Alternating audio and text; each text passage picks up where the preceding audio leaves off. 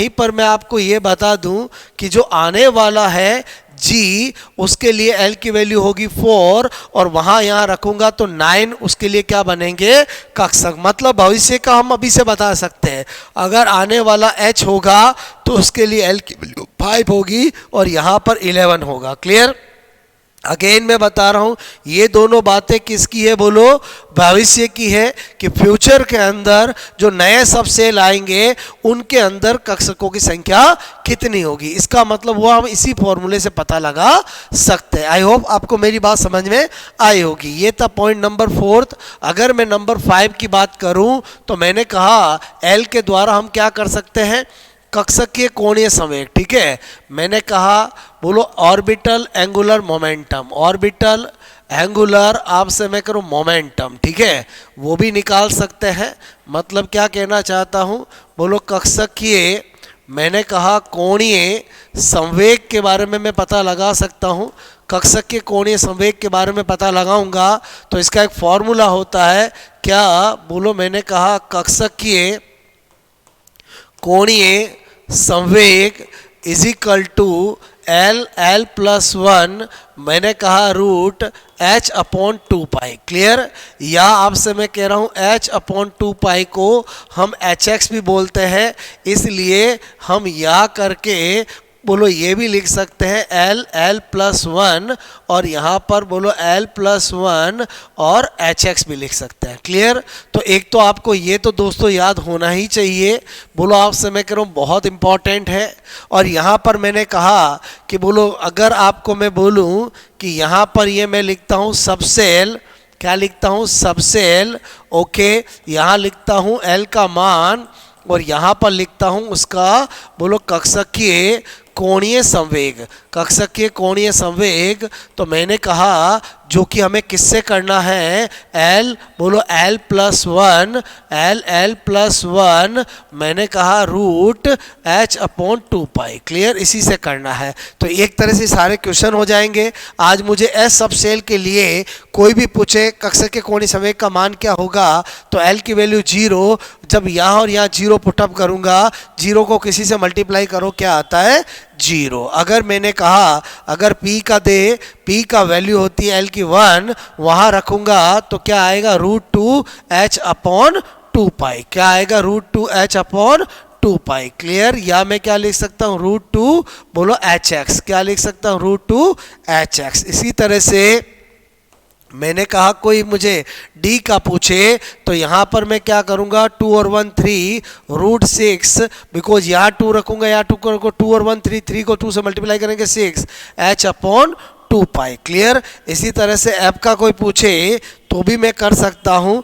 App के लिए कितना होता है? 3 और मैंने कहा 3 और 1 4, 4 3 को मल्टीप्लाई किया h अपॉन 2 पाई। इसी तरह से फ्यूचर वाले आने के लिए भी कर सकते हैं। आई होप आपको किसकी थोड़ी समझ में आई होगी। बोलो आपसे एच जी मुत्तल क्वांटम नंबर, बात समझ में आए। उसके बाद हम बात करते हैं नंबर 3, मैंने कहा चुंबकीय बोलो क्वांटम संख्या। ठीक है, चुंबकीय क्वांटम संख्या। मैंने कहा चुंबकीय क्वांटम संख्या यानी मैग्नेटिक क्वांटम नंबर, मैग्नेटिक बोलो मैंने कहा क्वांटम नंबर। सबसे पहली बात इसका खोजकर्ता पैटर्न सब वही रख रहे हैं।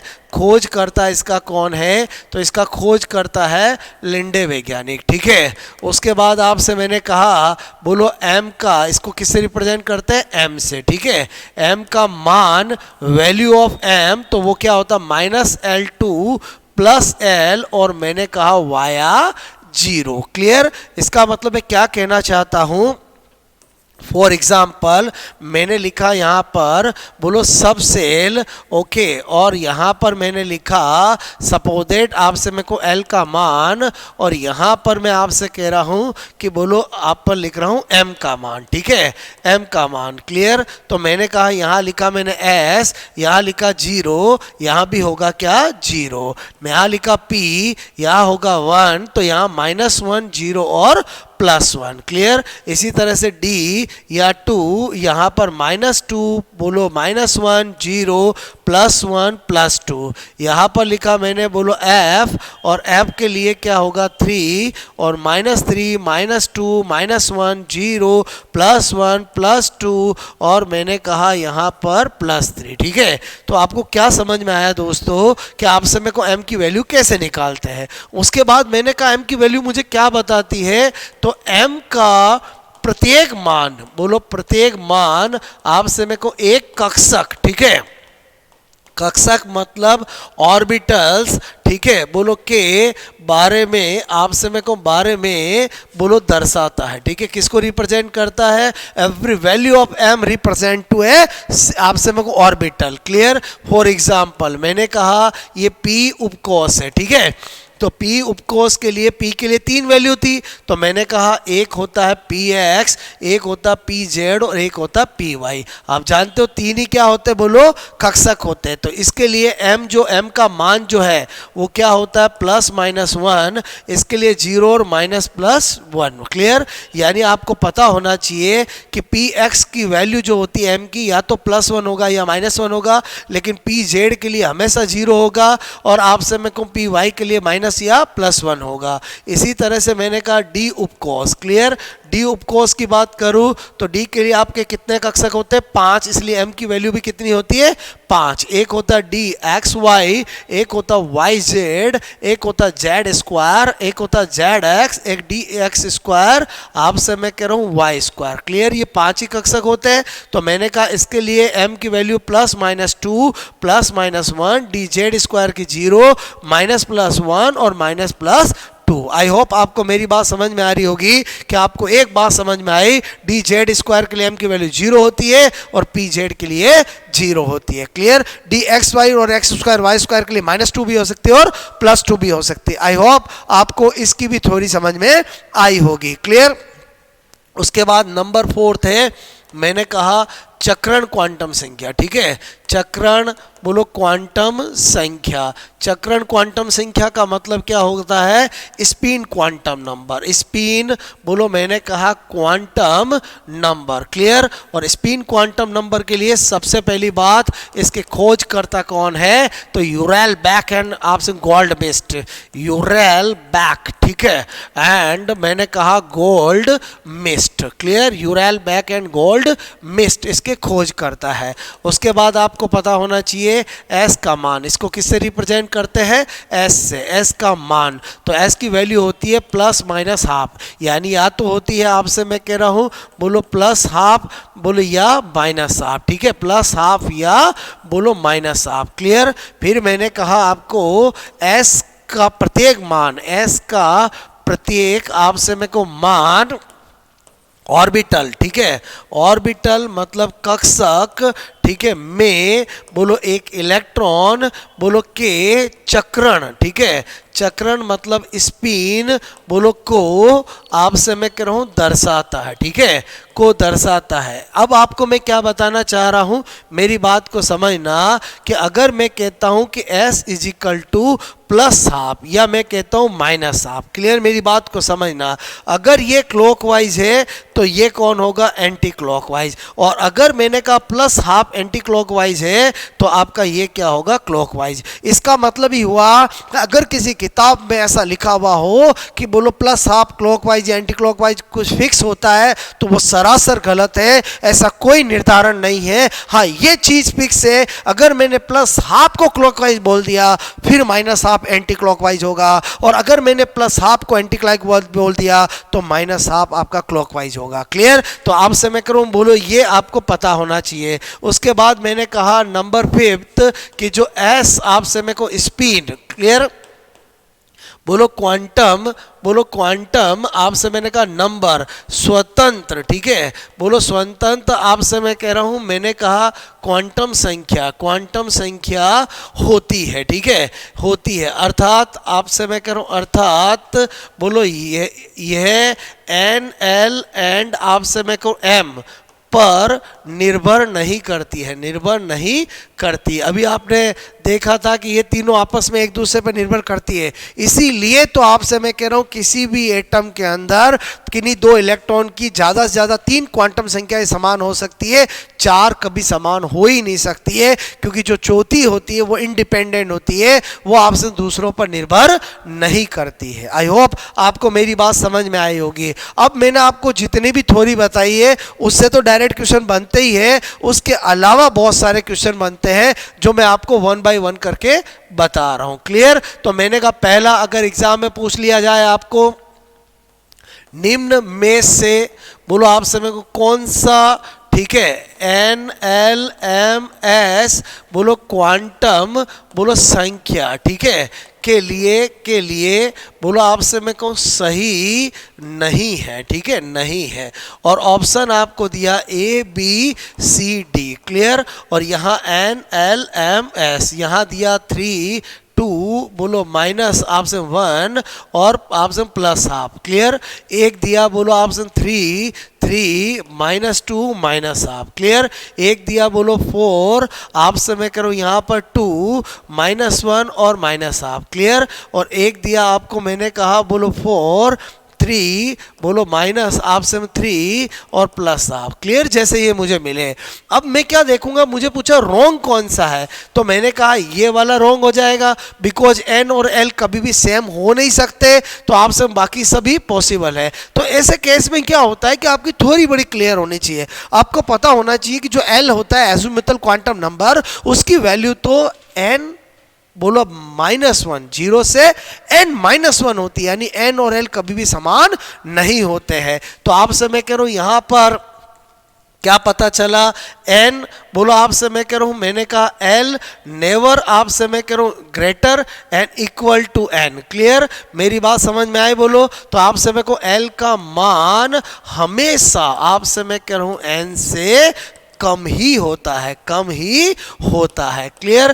पहली वैरायटी समझ में आए बोलो? दूसरा क्वेश्चन अगर आपसे पूछे कि बोलो आपसे मैं कह रहा हूं 4dz² आपसे मैं कह रहा हूं 1, ठीक है, के लिए N L M N S बोलो आपसे क्वांटम संख्याओं, ठीक है, संख्याओं का मान होगा। क्लियर? और आपको ऑप्शन दे रखे हैं बोलो ए बी सी और डी, यहां पर दे रखा बोलो एन एल एम और एस। क्लियर? मेरी बात को समझना, 4 4 4 4। क्लियर?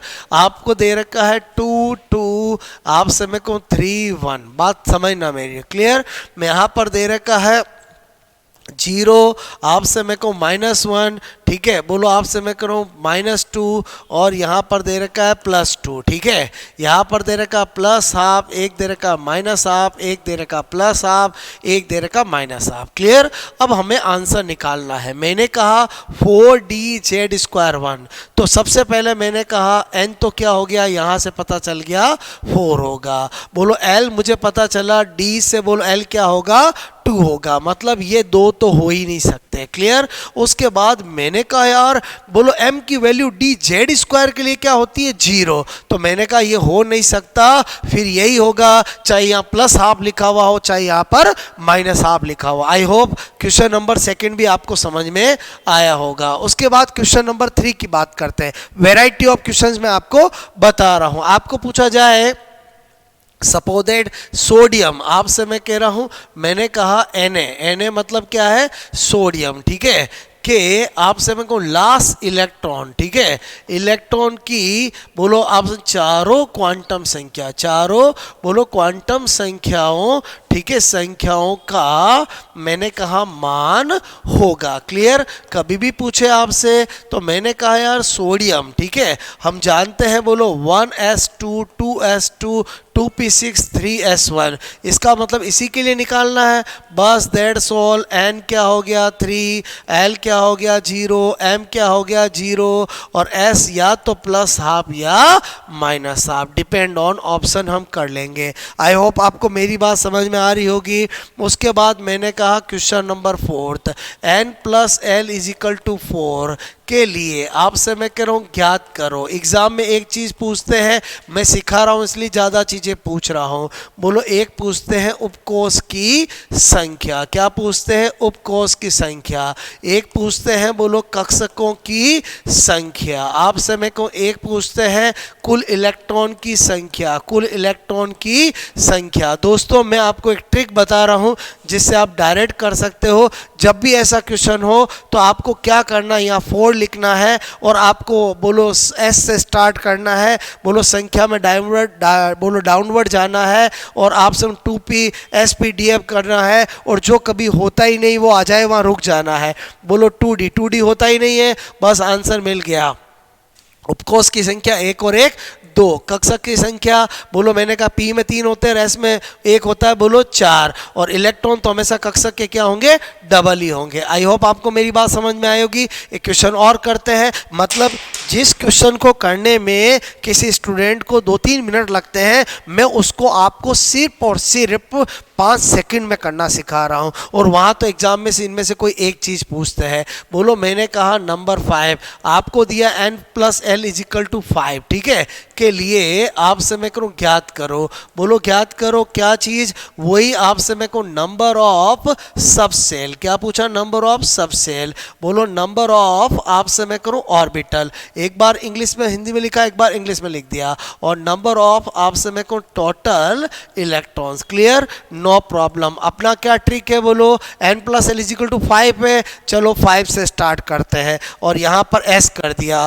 फिर बोलो 4 किया, यहाँ p कर दिया। फिर 3 किया, यहाँ d कर दिया। फिर 2 किया, यहाँ f कर दिया। ऐसा होता ही नहीं है, जो नहीं होता है वो आ जाए तो रुक जाओ बस। फिर आप बता दो, अगर आपको सब सेल पूछे जाते तो 3 हो जाता, कक्षक पूछते तो 3 और बोलो आपसे में 3 और 1 4, 4 और 5 कितने हो जाते? 9 हो जाते। और अगर आपको इलेक्ट्रॉन पूछते तो 18 हो जाते। आई होप आपको मेरी बात समझ में आई होगी। दोस्तों मैंने आपको चारों क्वांटम संख्याएं, उनकी थ्योरी, उनके खोजकर्ता, उनकी वैल्यू, उनसे क्या क्या पता लगा सकते हैं और क्या क्या वैरायटी के क्वेश्चन बन सकते हैं, सारा मैंने स्टडी करा दिया। अगर आपको मेरी ये थ्योरी समझ में आई है और क्वेश्चन समझ में आया है तो आप चाहे कोई सा भी एग्जाम दे देना, कभी आपका गलत नहीं होगा। आप कमेंट्स करके ज़रूर बताएं लेक्चर कैसा लगा। और आपसे मैं एक ही बात कहता हूँ, अगर साइंस के स्टूडेंट हो तो हमेशा अपने लॉजिक को क्लियर करने पर ध्यान दो। जितने ज़्यादा फंडे क्लियर होंगे उतनी अप्रोच ज़्यादा होगी। बेस्ट ऑफ लक, पढ़ते रहो और इसी तरह बने रहो।